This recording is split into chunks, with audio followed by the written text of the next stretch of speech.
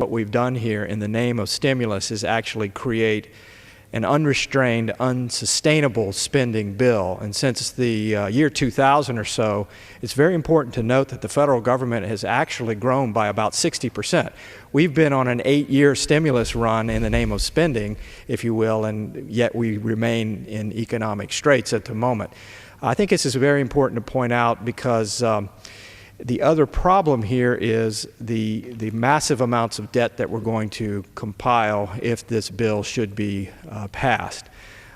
Debt that is unpaid for, the stimulus bill not being paid for, will be passed along to future generations, children and grandchildren, or it will be sold, the wealth asset value of this country sold overseas to foreign debt holders, or it will come out in other forms of taxation such as inflation, which... Just reclaiming my time for a second, you're talking in kind of economic terms, but further, what does that mean to the average person in our district? It means a lower standard of living, doesn't it?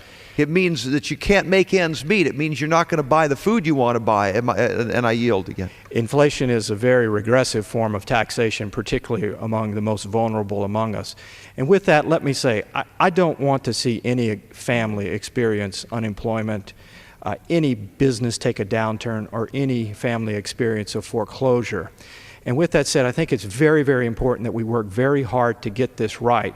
A plan that makes sense, that maximizes economic productivity through any type of new governmental policies that we set, but a plan that is also potentially paid for over time, and that does have some new bold ideas in it.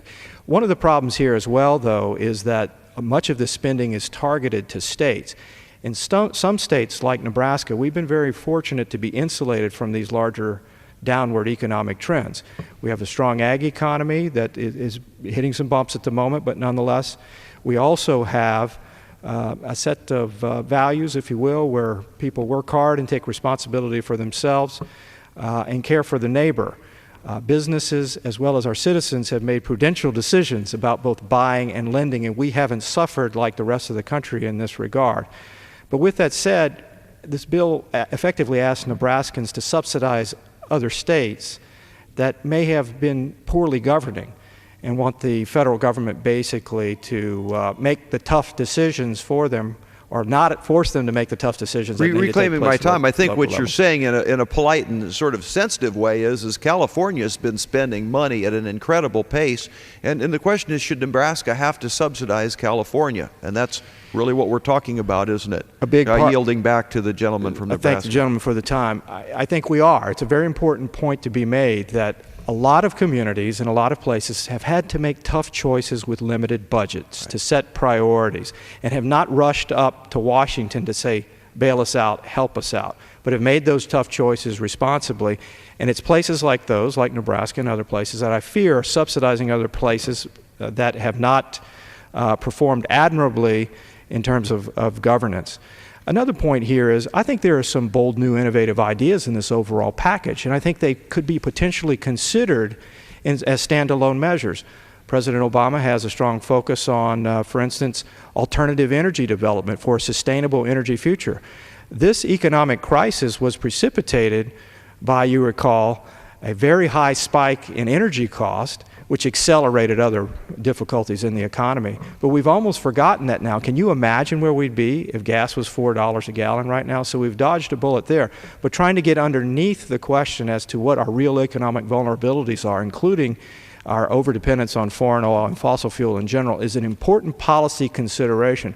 So there's some admirable components here that ought to be considered as a part of a reasoned stimulus plan that has a payment schedule for it, or stand alone separately. So we don't want to stand here and simply oppose everything in that regard.